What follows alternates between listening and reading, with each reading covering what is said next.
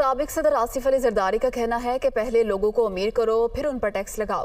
पंजाब के बड़े बिजनेसमैन इकट्ठे हो जाएं, मैं सरमायाकारी की जमानत देता हूं। लाहौर में मईशत पर होने वाले सेमिनार से खिताब में साबिक सदर ने कहा कि चेयरमैन पीटीआई को चार्टर ऑफ इकोनॉमी की पेशकश की थी। पब्लिक प्राइवेट पार्टनरशिप की जरूरत है। पंजाब के इतने बड़े बिजनेसमैन हैं, आप इकट्ठे हो जाएं, इंडस्ट्रीज चूज कर लें, उस पर ग्रुप्स बना लें, आप बनाएं एंड अपने जेब से डालें।